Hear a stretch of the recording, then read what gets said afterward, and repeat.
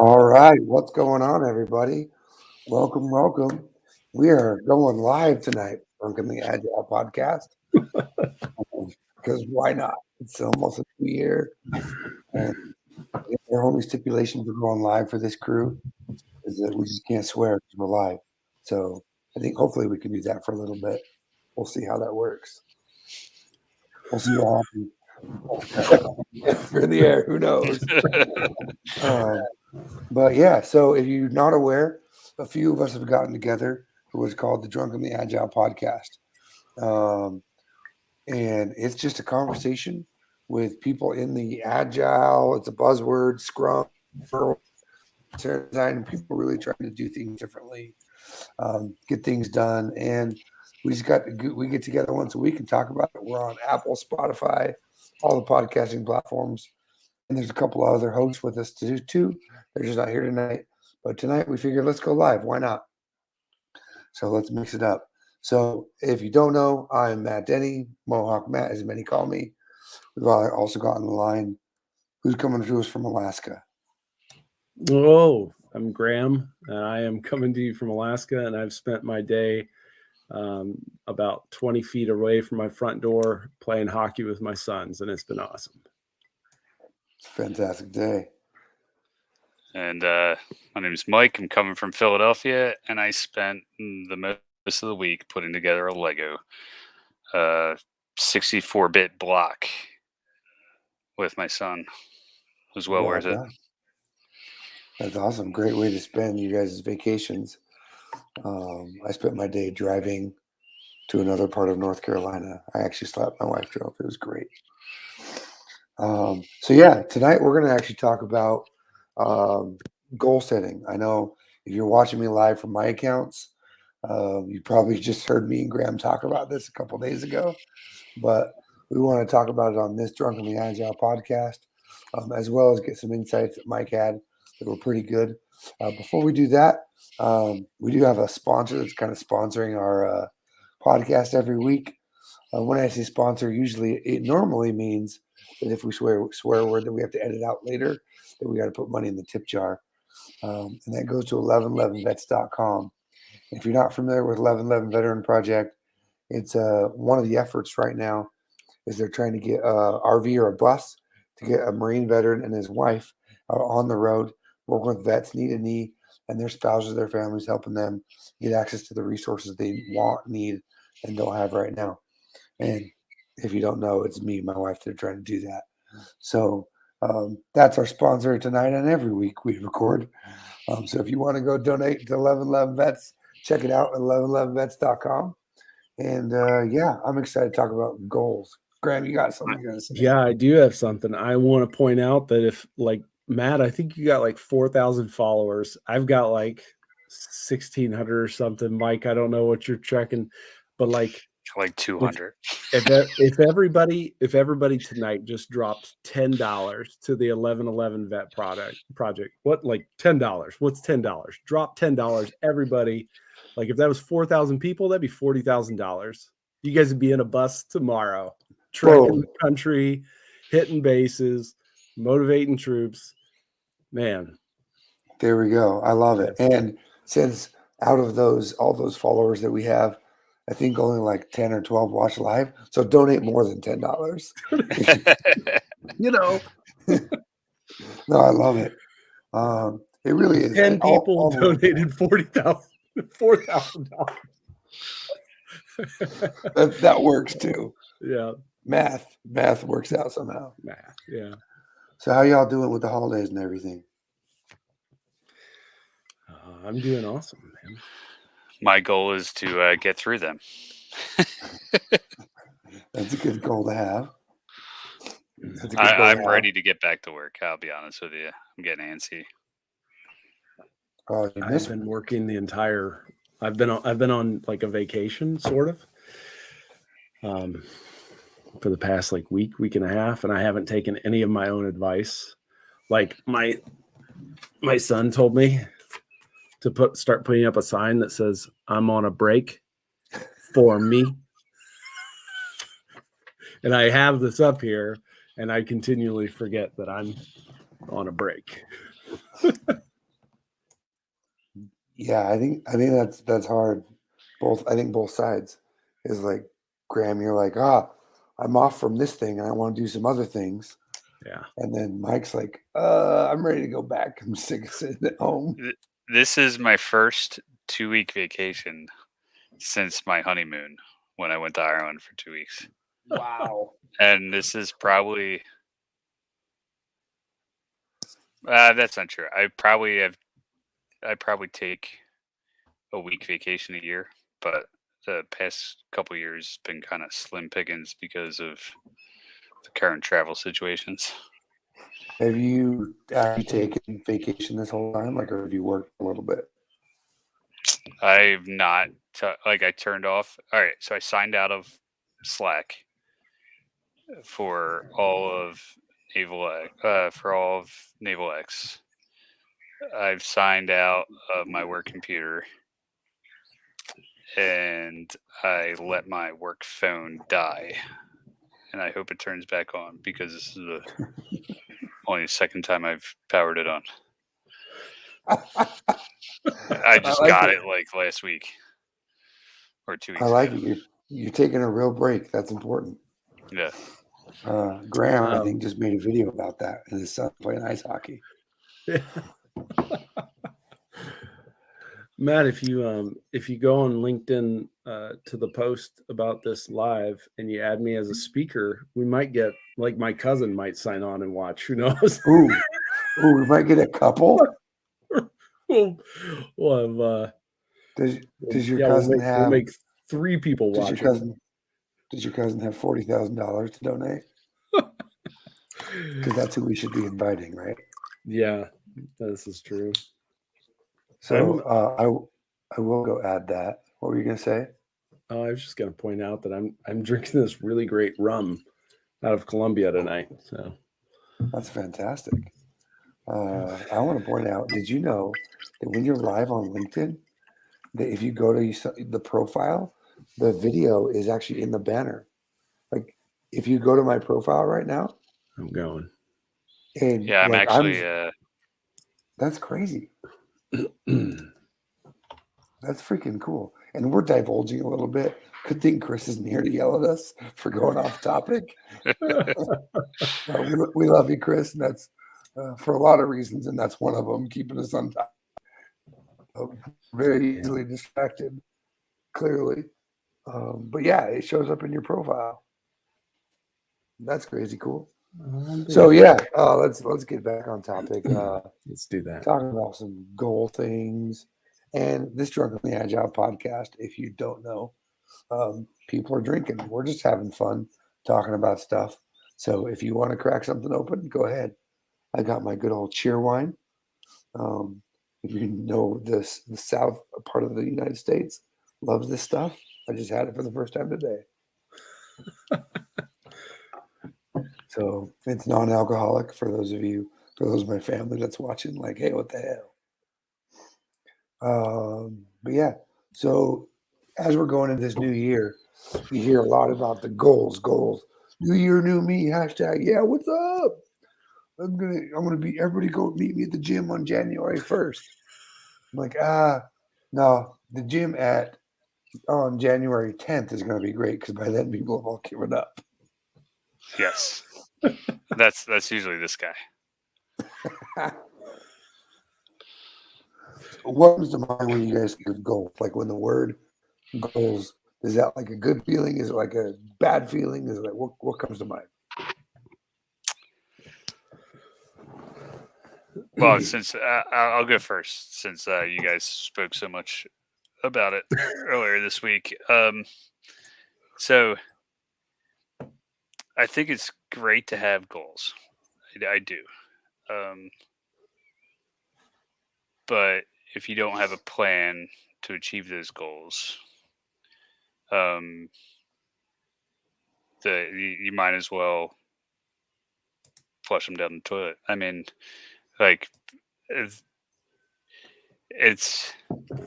yes, the plan is going to change. You might have to pivot. You might have to adapt. But you have to set up a plan to achieve those goals. Otherwise, come January or December 29th of 2022, we're going to be like, what do you achieve? Well, I'm still on this podcast, still like just hanging out, like, so,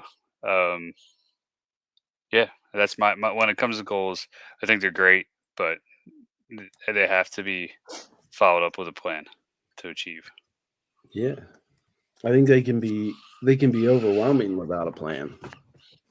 Because like, and this goes for like whether it's the example that you gave, like I'm gonna go to the gym. Let's hit the gym. Everybody's January 1st, it's me.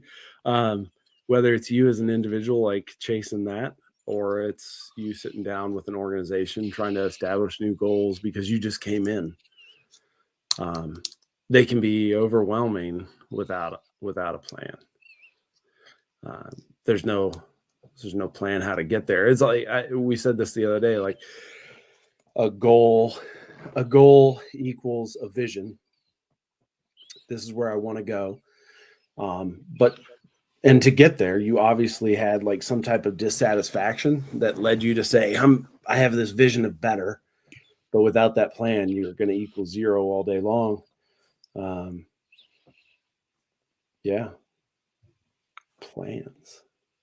I love that. I love that from both sides because I think it's so critical. Like, I think, Mike, to your point, a lot of people go into that. Go, all the wall. Let's reach these as a team. Let's reach these individually, just as Graham said, but they don't without that plan. And I am the last person to ever say plan for anything. So you can quote me, those of you who have called me out on it. But planning, you have to have at least, and when I say plan, I'm not talking personally, I'm not going to make a plan to like, this is exactly how I'm going to break it down and reach each goal. For me, a plan is as simple as, hey, I want to reach these milestones by this point, and to do that, I have to do this every day. Because if you tell me to plan, I'm like, oh, I'm out. I'm just going to go do whatever happens and see what happens. But I think planning to the point of it, just as long as you have, maybe it's mini goals inside your big goal to reach that. That's really good. Mini goals inside your big goal. That's really good. There's like, man, all this. I like you and I don't think we even talked about goal setting before the other day. You were like, hey, you want to go live about goal setting? I'm like, let's do it today. Yes. And Lindy was like, yeah, today. But like, yeah, I love talking about this because I think like there's a connection between what we think about as goals around this time of the year, new me, right? That stuff. And then like the business side of it, where you have to come in and get a clear picture of where you are, right? In order to define your goal, you need to have a reason for having that dissatisfaction. Okay, I'm not happy with this. This is my vision of how that's better. But in order to get there, like there's this whole process of outlining the benefits and like also talking about the obstacles. Like, okay, what's the benefits of getting here and what's going to stop me from reaching that? And I don't care if that is like, let's go to the gym. Like what is everything that's going to stop me from hitting the gym 3 times a week? And if you list all those out and then you come up with, now you've got those sub goals, those mini goals inside of that. Like my goal to get around that obstacle is blah. But like you've identified, like what about this is going to fail? And you do that in your personal life. You do that in your at work. If you're defining like work metrics, these are our goals that we're heading for this year. What's going to stop us from getting there? And that's that's a tough thing that people don't want to talk about. Goals individually. Yeah, that's easy. This is just me. It's me talking about myself, improving myself. But now you're in a group talking about an organization. How do you improve the organization? People start to have disagreements. You start to have disagreements about like, what's the benefit? What are the obstacles? And how might that fail? Well, I just saw someone on a LinkedIn post that they use the DPARS, deflection point, anchors and rockets exercise from, I think Wrong, to do exactly what you're talking about. And the reason they picked DPARs is so that they would have the anchors like clear and transparent. And they did that for their personal goals. That's huge. Like and from I've actually done a workshop with an organization where it was before Warfighter Center Designs, mountain exercise, and DPARs. And I started with Warfighter Center Design, and then we took the results of the mountain and we put it into the how might we statement for DPARs, because the organization wanted to know what was going to prevent them from reaching those goals. And yeah, I think that's one of the powerful things about that exercise, deflection point anchors and rockets. I really like that, especially from the sense that like a lot of people get confused or stuck on like the human-centered design or design thinking things that we talk about, and they put them like in this. They almost anchor them, to your point, to like you have to use it for this, but taking that out and using it, adapting it to your needs, whether it's personal or team goals, and team building and stuff like that. I love it when I see that start to happen, and because I think a lot of the time we get stuck up, we have to do things this way because this is how I learned it. But taking a tool like that, people ask, even from mine and Graham's conversation the other day, like, well, like how do you do your goals? How do you like give us tools and things like that? So we're going to talk a little bit about that today. But there's tools everywhere. It's just taking whatever. It's a way for you to get from A to B. It's like my goal for driving is to not get in a car wreck. That's a goal I have every single day. And there's that, and Goal. to prevent that, I'm not inebriated when I drive. I'm not looking at my phone, hopefully, when I drive. And so it actually, when you break it down that way, you have goals for all things, everything we do. It doesn't have to be this monstrous, like, oh, it's so scary. But back about your point, like I think there are a lot of templates and ways that you can take to apply to your stuff to reach that goal, to reach that mountain. Yeah. Yeah. See, The lightning decision jam exercise that Graham always leans on. Sorry, that wasn't a derogatory comment, but you use it a lot. That's another good one. No, like honestly, like we've saved workshops using that, but in reality, you could use that for your goals too. Like, and I think Matt, you recently did, right, with your side business or side project. Oh yeah, Like, yeah. That was a variation of the lightning stuff.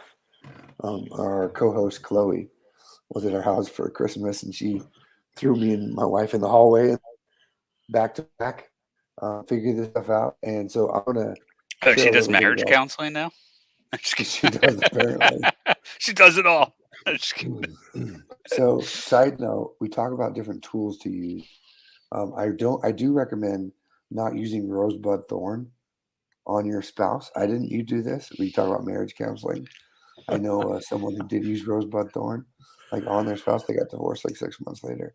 oh, And they attribute it all, not because of the tool itself, but because the rosebud thorn can be a very like, come at you, what's the truth about what's going on? And when you put it out of a person instead of like an idea, it can feel Yeah. very, imagine that, right? yeah. Poor person. So I'm going to share one tool, but I want you guys to think about this question. And hey, Matt Watson, what's up? We are live, so I got to keep an eye on the comments. Thanks for joining us, Matt. We're talking about goal setting, the goals. I know you've really rocked it this year and created some new goals yourself that you're crushing. Last time I talked to you, so keep doing that, my friend. But a question for you two, think about what tools you've used or down a tool that people listening or watching can use when they're either setting goals, trying to keep on touch to like meet that goal, anything like that. So chew on that for a second. Mike, to your point, the one that I just got put down with for our personal business, we did two, but one of them was we had so much going on, we didn't know which goal to reach. There was like, we had 100 goals. So like, we were really good at making goals. But we had to like filter and siphon that down, funnel that down a little bit.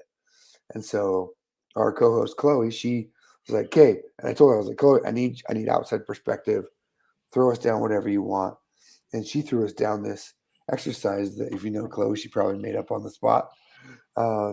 It's called 50-50 back-to-back, I think now. His name, she called it.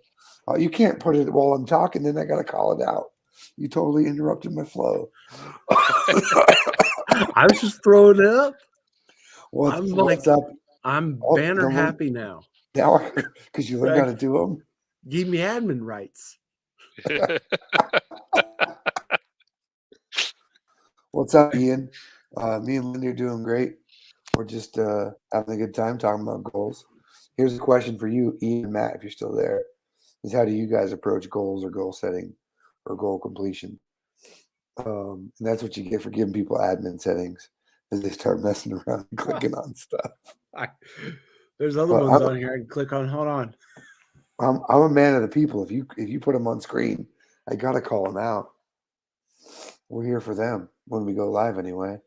But yeah, so we went back to back. We put out everything that we have to do, and all the goals that we've written up, and didn't look at each other's papers, kind of thing, and broke them down and did a couple other things to narrow that down. So I think that's, and I'm going to make a video of that actual tool we used.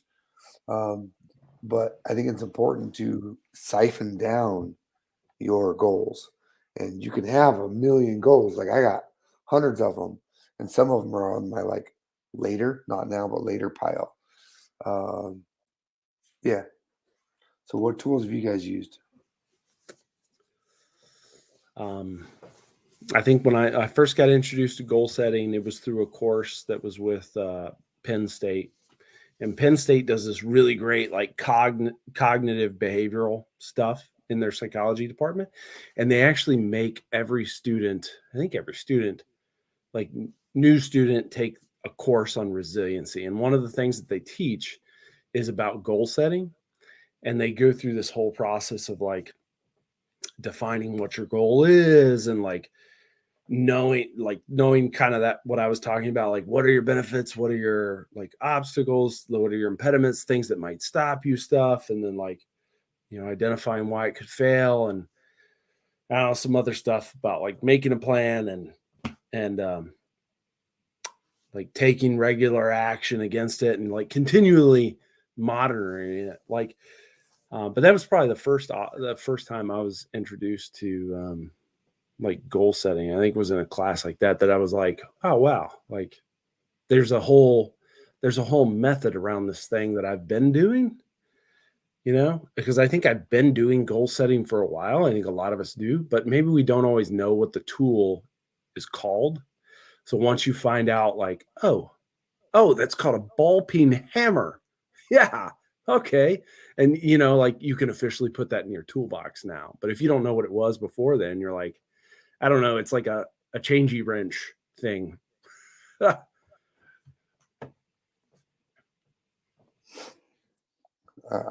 do you buy a changey wrench? A changey wrench. A changey wrench is also known.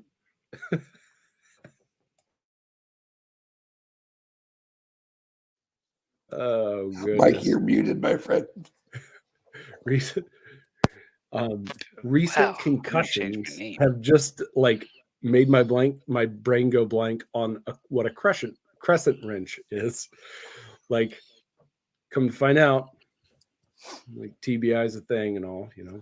Welcome to Drunkenly Agile.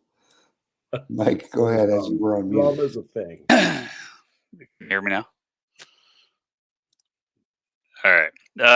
So I am probably one of the people that have like tried like everything I've tried Excel, and I say that with all seriousness. Me and my wife set up our goals 1 year on a Google Doc just so we could both share them and on our phones. And that was actually really powerful because like we could change them, like move them, comment on them, update the. At the one time we had a savings goal and we were updating that. Um, so, but then we kind of fell away from that. Most recently, I did Warfighter Center design, the mountain, sorry, which is a design thinking exercise. And I probably need to revisit that to see where I'm at on those items. And what Um, can you break that down in 60 seconds? Because this is about giving people tools, right? So yeah. can you break that down? So the Warfighter Center design, for those who aren't familiar, uh, that's how the three of us met. You got the status quo or current state of your project, your life, your business, whatever the topic is. And then you got the utopia. And that would be like the ideal state if you had no impediments, all the money in the world, all the resources. And then the mountain is actually like, all right, how are you going to scale the mountain from the utopia? So you start out with like a challenge statement, or in the design thinking world, we call them how might we's.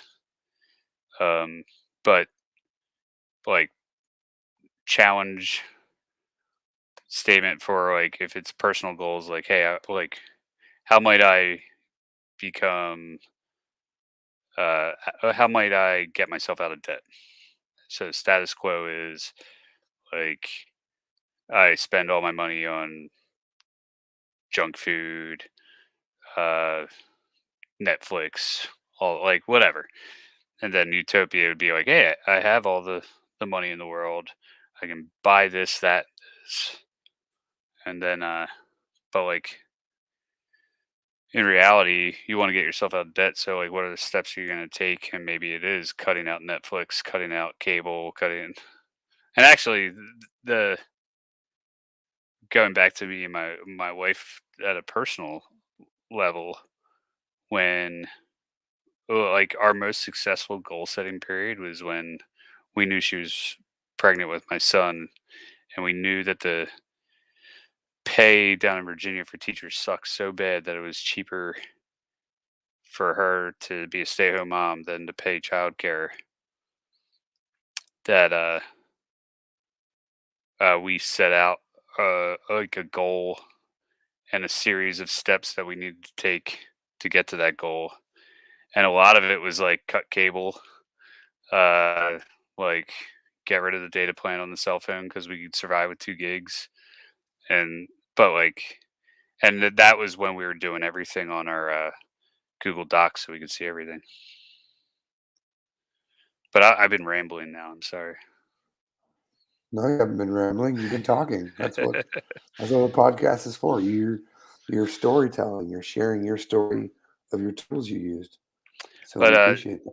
yeah. So the last time I did Warfighter Center design, it was on the. Actually, I still have it up on my wall down in my porch, and it was basically like, okay, here's some of the things that I want to do, and you guys are all frozen. Okay, sorry, I froze. I'm not frozen. I just went to grab my glasses.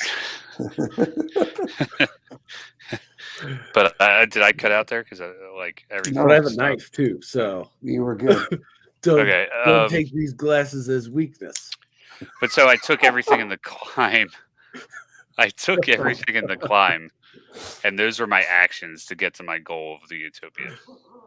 So I like it.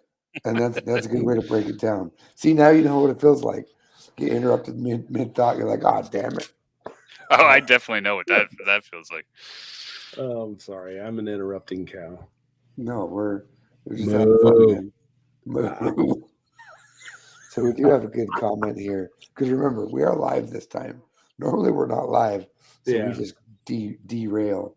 But we got a good comment from Ian Ogden here. It's a long one, but he says goal setting is like project management, where you set the goal, plan for what tools, resources you need to achieve that goal, design an approach to achieve it. Construction phase is working towards that goal, and then close is when you realize you hit your goal and you can look back on lessons learned and challenges.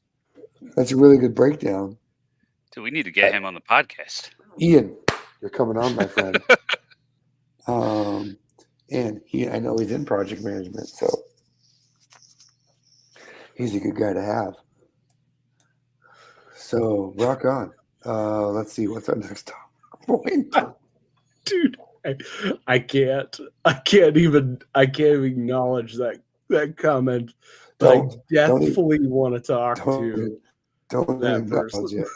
Right, private message to that person. See if they'll. Let's see. We've got another. But I want him here. to know that I want to.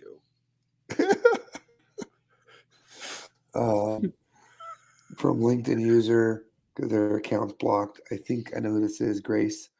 Good evening, Mohawk Matt. It's been forever since I've seen you. Hope you and Mrs. Mohawk had an awesome Christmas. Thank you. We did. Yeah, Mrs. Mohawk's not here. I'm just stuck with these two beautiful humans. Another one from Ian. Let me get a couple of shots of Woodford, and he's in. Yeah, man. Send him the link. There we go. I can send you the link right now, Ian, because that's how crazy we are. If you want. So what to avoid when setting goals? We've talked about some tools, some different things, but like, what do you actually? Is there anything that you should avoid? Like, that you guys have tried to avoid?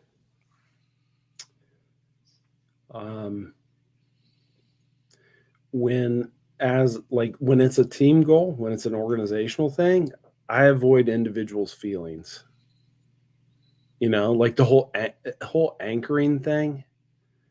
When we start from ground zero, then that means that we start from ground silent.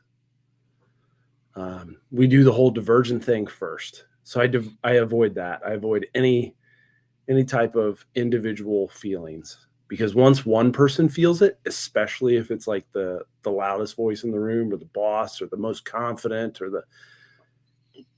once one person feels it, everybody like just sort of agrees. And then it ultimately, I don't think I've ever experienced one time where it led to success. It was just like, that's where the group went. Great. It wasn't where the group wanted to go. It was just it was what was familiar.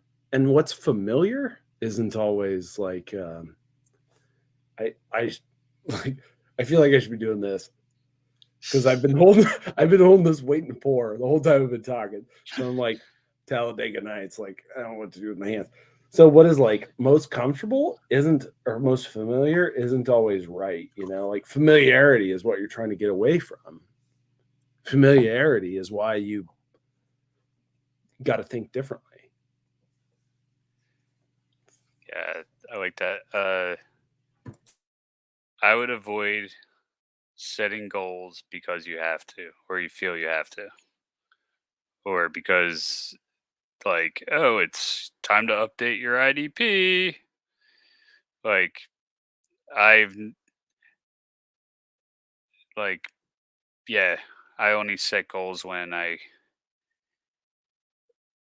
know I'm either in a rut or when I know I need to achieve something.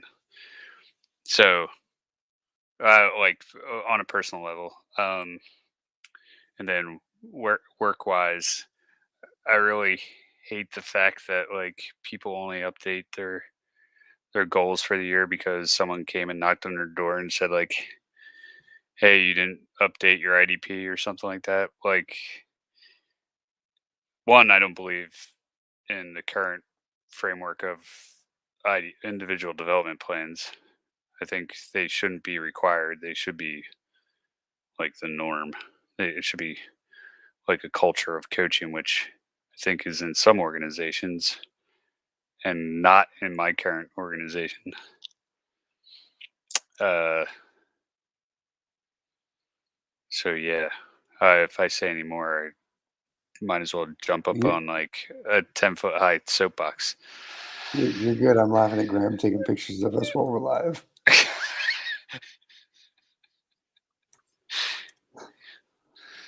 But No, so I think that's important, Mike. I like those. I'd say for me, things to avoid is avoid making small goals. I think people make goals they can reach just so they can say they reached their goal. Like, yeah, it's good to have those little things and maybe have some of those small ones, the small victories. But like my goal setting is like redonkulous. The things I'm actually putting down on paper to reach are most would say impossible. Maybe they are, maybe they're not. But I always say don't make your goals too small. Uh, reach for this, go for stupid, go for crazy. One of the goals for veteran projects we're working with, I said the other night as well, is by 2030 to impact 100 million veterans. That is ridiculous if you understand the math behind it, because there's only 18 million veterans now. But families, the people they're attached to, etc., I include in that. But go for crazy. And if you don't reach that, hey, you still reached a lot of people. You still did a lot. You still achieved a lot. So go for that crazy goal. Make that goal that's just like everyone else is going to laugh at you for. I got a lot of people laughing at me right now when I jump ship on my old stuff and creating the new things we're making now. People are like, "Oh, you're ridiculous. That's not going to work. Those goals are never going to happen." I don't care. I mean, sometimes you care, like whatever. But I'm going for stupid. So not everything I'm going to do right now is going to work, and not every goal you're going to make you're going to complete. But go for crazy and see what happens. That goes back to my avoid small goals. so I think you guys talked about it earlier in the week or last week. Audacious goals is kind of what you're getting after, and the one framework that one company I went to, like, I don't even know what the workshop was called. Anyway, I went to this workshop and it was like 30, 60, 90. So you set up an audacious goal for the year, and then like your partner who you teamed up with, like talked kind of like an overall idea of like the plan, and then you put that out. And then you had to sit there and justify why you couldn't do it in 90 days or 60 days or 30 days.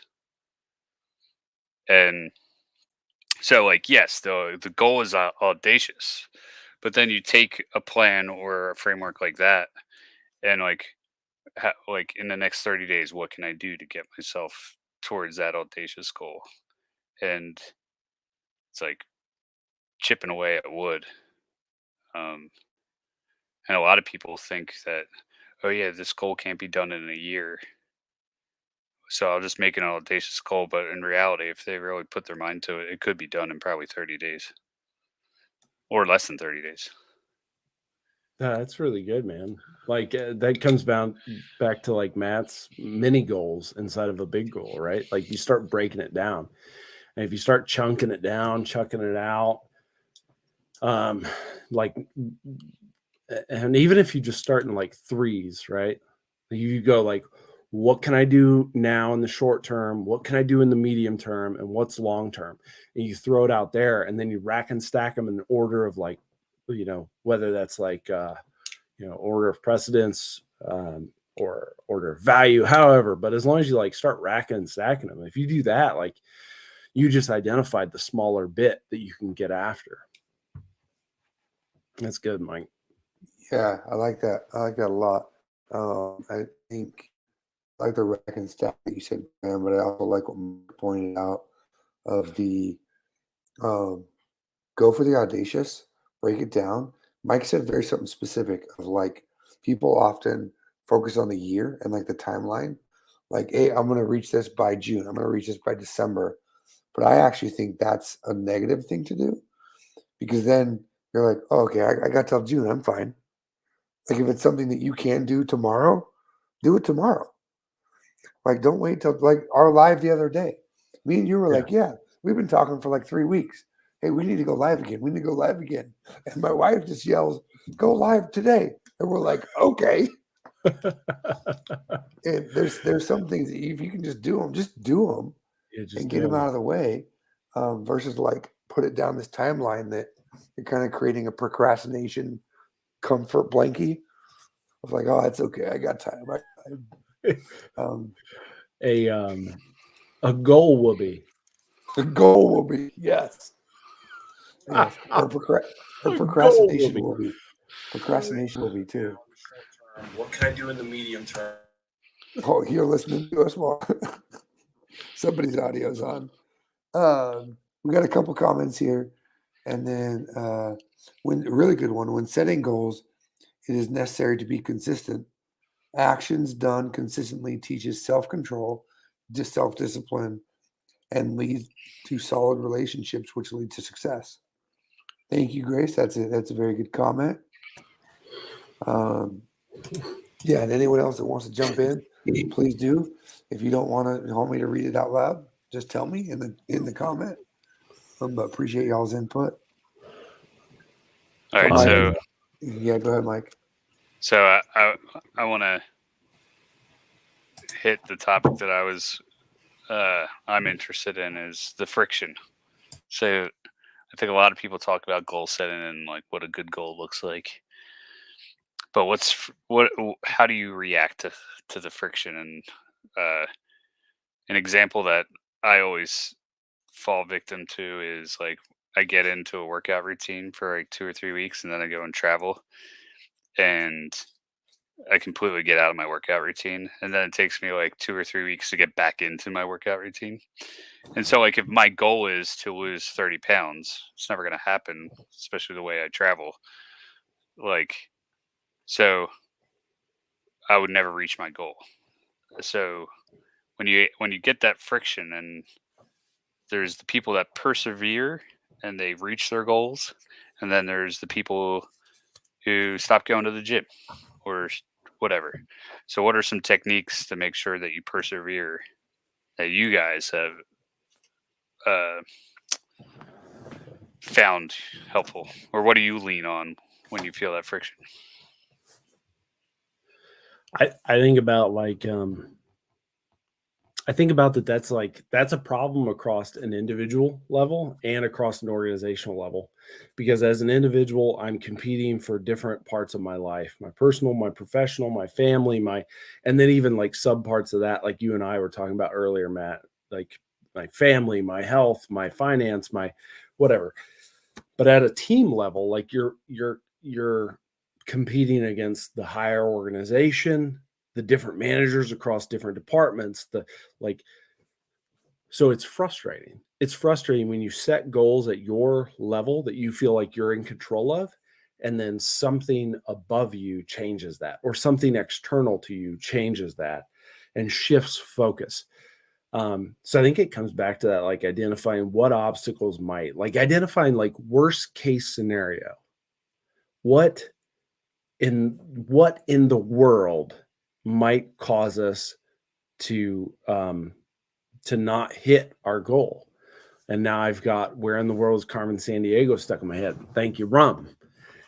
Where in the world did my goal go?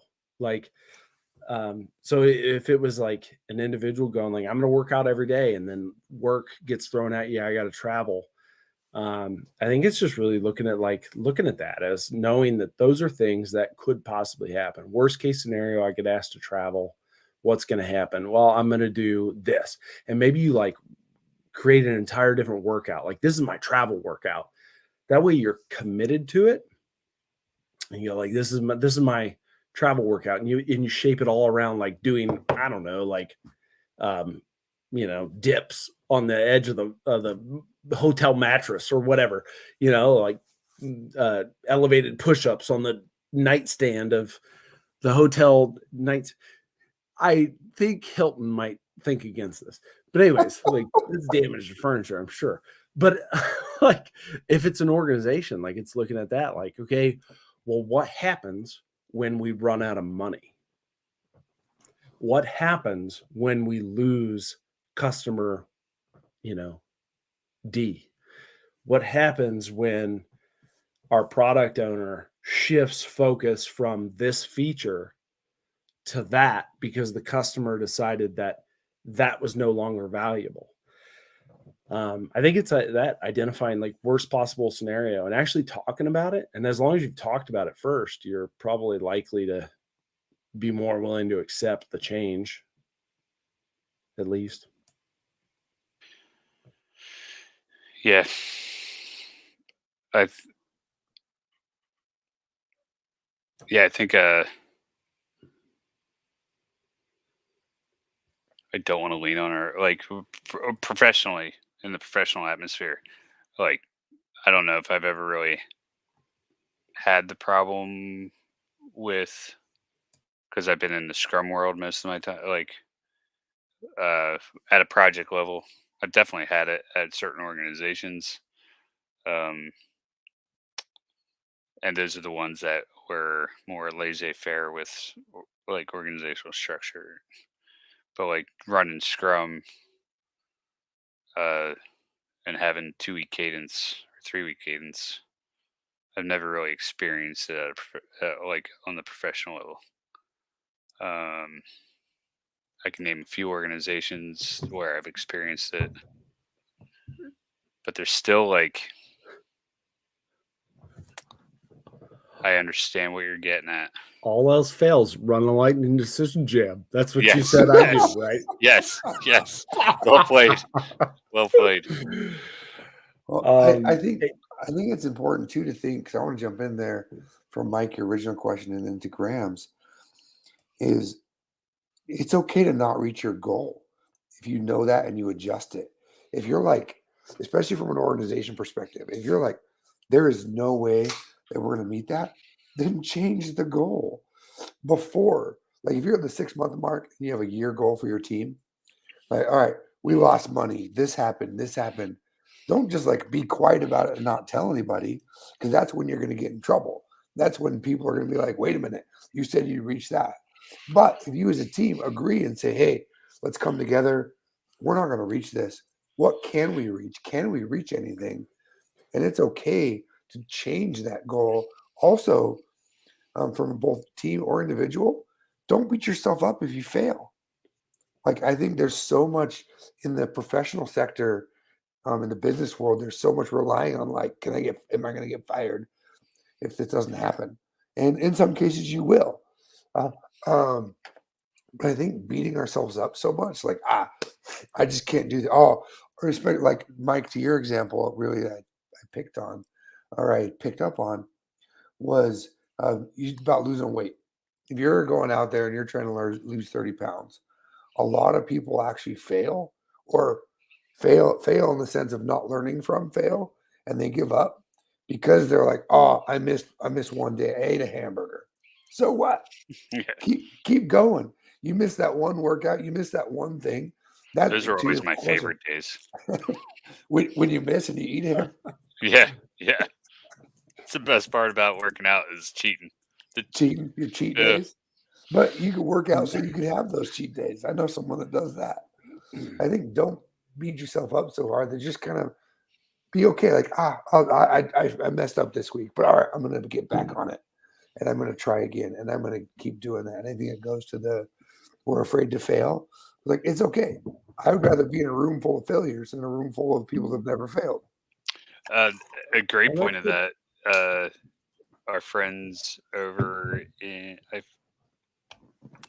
don't think I know any of them, but I know of the organization. Did a whole live session on LinkedIn about Failure Friday, I think is what they called it. Wow. And Failure Friday. I'm writing it down. it was on LinkedIn. It was the AFWorks or CyberWorks. I can't remember which one. And they did a podcast, and they just invited people on, or a LinkedIn Live, and just invited people on to talk about their failures. I thought that was pretty cool. That's awesome. That is awesome.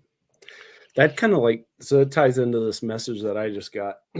So this is off of social media and everything. It's one of the guys that I work with, man. Super awesome. He owns a great company. I won't mention him, but he said, like, how do you make good goals if you don't know how anything's going to play out? Or at least that's how it feels. So from a startup perspective, right? Startup perspective, you've got a ton of people leaning on you. Let's say you've got 6 to 20 people leaning on you for their next month's income. You're fighting to find investors. You're fighting to find people who will try your thing, who will, how do you make good goals if you don't know how anything's going to play out? And I like want to point to Mohawk because, man, like the last time we talked about things like this, you said, like, no, like not how NASA's going to do it. How's Oreo going to do it? And that just like was like, no, how is Oreo going to do it? That's awesome. Like, that's a great way to think about it. But yeah, both of you guys, like, if you're a startup, like, how do you make good goals if you don't know how anything's going to play out? Well, I'm going to piggyback on that example since you already kind of put the ball down the path for me. Don't take yourself out of your scenario, wherever you are, whatever your job sector is, whatever it is. Go look at somebody completely different than you. Go look at a business that's got nothing to do with you, and people will laugh at you for going to talk to them. Like there is an organization. I know some people that went out to a team, and all these business, high profile, have big multi-million-dollar companies, and they went to the Bunny Ranch in Las Vegas. And if you know what that is, you know what that is. We're not going to go into it.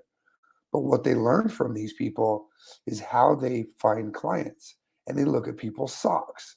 It gave these business owners a completely different mindset of like how to engage with people.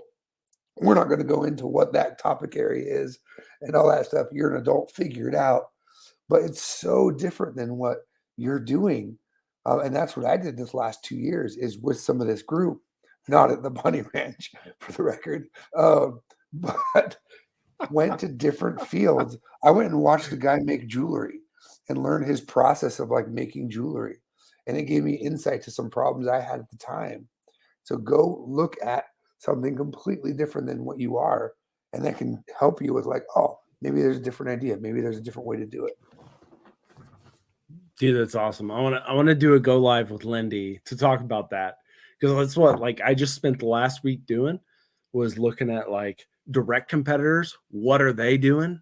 People that I'm competing with to get into the market or to get space over the market. And then like people who are like aren't necessarily in that market, but they're doing similar stuff.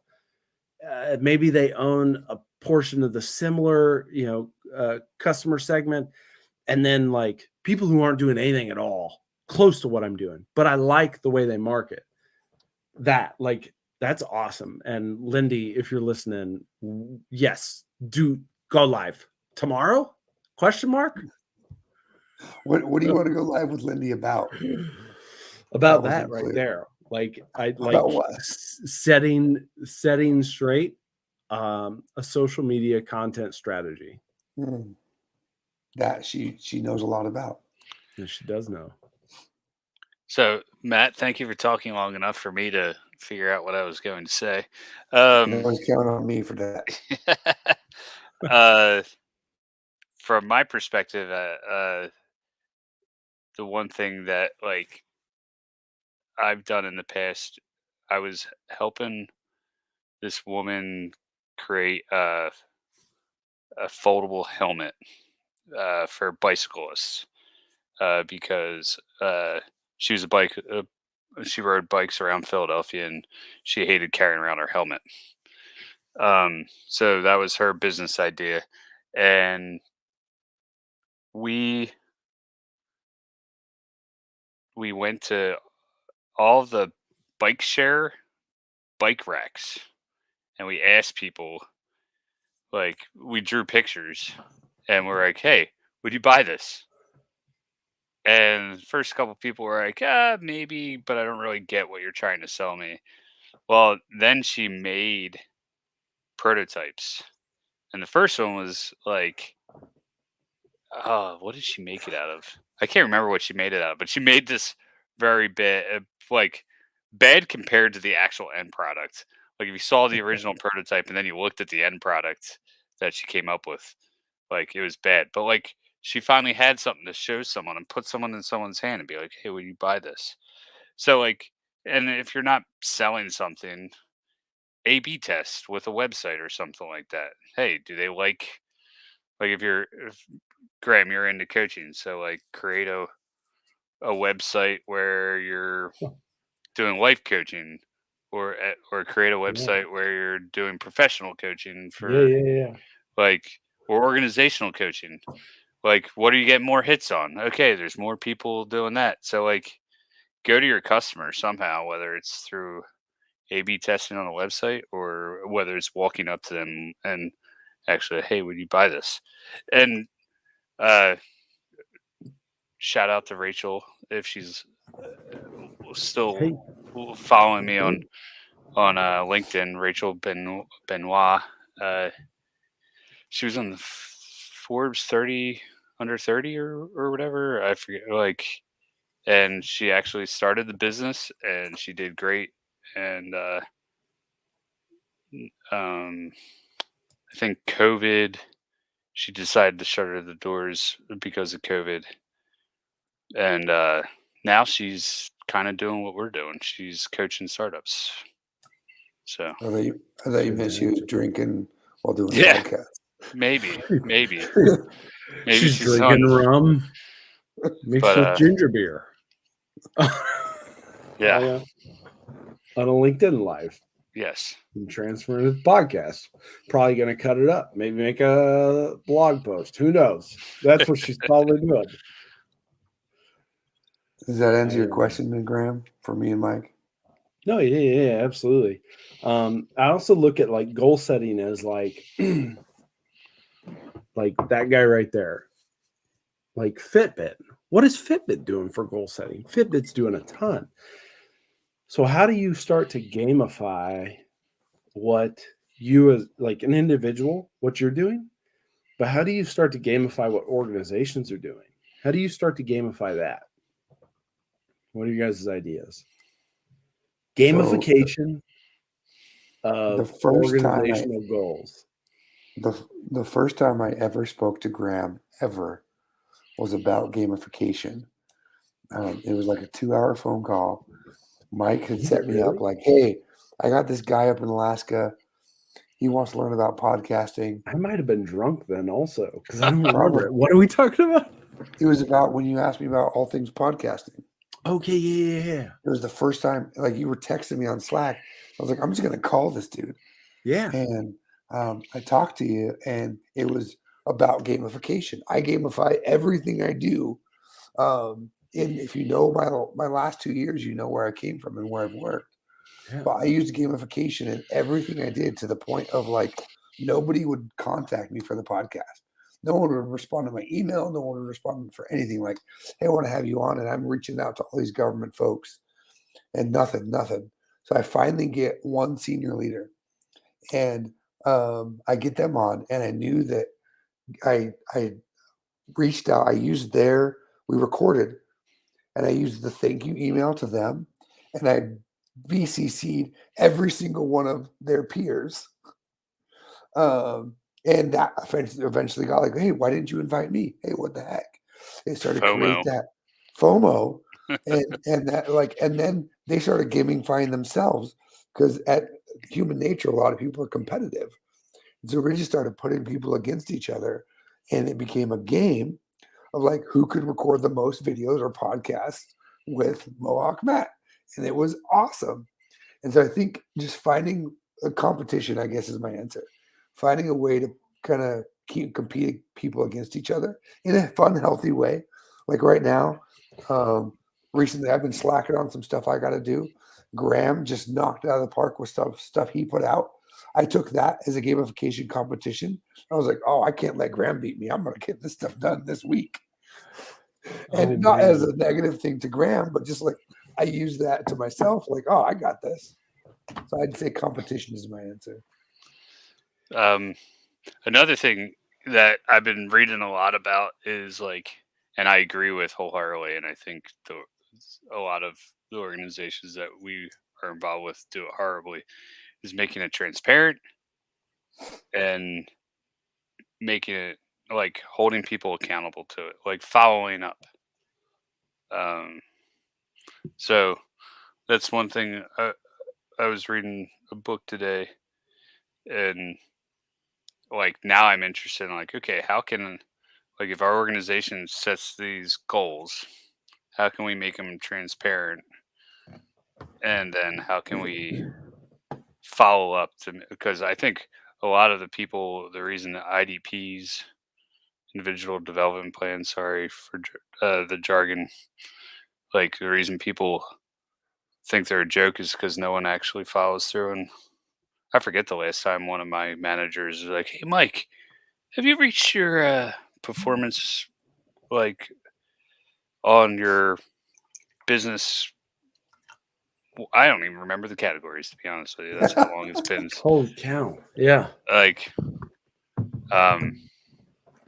But yeah, no one's held me accountable to my IDP that in the 3.5 years that I've been at my organization, other than, hey, you didn't submit it. Wow. That is what I wish we would truly get in touch with. Is if we're talking about goal setting today, next week we should absolutely talk about goal setting. Goal setting for talent management. We should 100% talk about the next week. Goal setting for talent management, because it doesn't matter if you're a startup, if you're a small established business, below 500 employees, you're medium, above 500 going, or you're large, right? It doesn't matter. There is a problem with the way that talent is managed, and we should absolutely have a conversation with that, because we all have experience with dealing with that from the large enterprise on down. And we all know that it's absolutely, almost said the F word live on LinkedIn, but we all know that it's an absolute disaster. And we should 100% talk about that. Goal setting for talent management. In future episodes, expect us to talk about talent management, all things related. I am going to cut us off here because we are at 1 hour and 3 minutes so far recording. That's what happens when you're live. You just have so much fun and keep going. We should do it live every time now, I think. 6 people live every time is a lot. That is a lot. Sometimes we should do it live. There you go. So is there anything else you guys want to share? I'll give you 30 seconds each on your last. If not, you can waive your time and we can be done. Yes. Goal setting starts at the individual level. I'm locked into this. If you're standing up here at the organizational level, you need to go down and find out what the team is thinking. And if you're at the team level, you need to go down and think, what is the individual thinking? And if you can dial in on that, what are my individual employees thinking? What is most important to them? It's always going to be something personal every time. And if you can figure out how to align your team goals against their personal goals, you're going to take off like a rocket. And it's just going to happen at every echelon on up, from the team to every team to the organization through the enterprise. Focus on the individual. People matter. That's it. Boom. Mike? I can't follow that. But I agree wholeheartedly. And actually, that was the topic of the book that I was reading today, the chapter. But I just want to show you that this is my last goal setting. So yeah, I think I'm not going to show them to you guys, but I think I'm doing all right. For those of you that are listening to the audio only, Mike is showing us his wall with sticky notes in a mountain pattern to see where he's reached his goals. I think Up until 2 weeks ago, I was doing everything all right.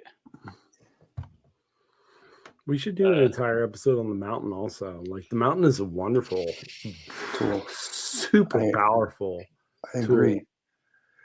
I agree. So my last 30 seconds, I'm going to cheat because someone we know, but I'm not going to name, just texted me their advice for goal setting. So I'm going to read theirs. Be lofty and decompose your goals. Create a path and try starting at the end. Find yourself an accountability buddy. I like that one. Widen and trust your circle. If not, weed your circle. Leverage 2022 and the tech tools that are out there. Online calendars or a journal and record your progress. So that's what someone just sent. I like those. And include the people episode. So thanks for sending those in. But really appreciate everyone joining tonight live, wherever you are. Listen to this later. If you're still on this is, I think, one of our longer ones. Thank you for staying tuned. If you want to be a part of Drunkenly Agile, I don't know. Have we accepted guests yet? We haven't yet, but we might just be ready to accept you, depending on what you have to say. And probably will. It's not that big of a barrier to join. Talk about stuff and bring some alcohol, I think, for most people. So thanks for joining. Check us out. Subscribe if you're listening to this on a platform that has that feature. Otherwise, have a good night. Mike, Graham, as usual, don't hang up. Everybody else, we'll see you next time. Man, you're awesome. You guys both are awesome.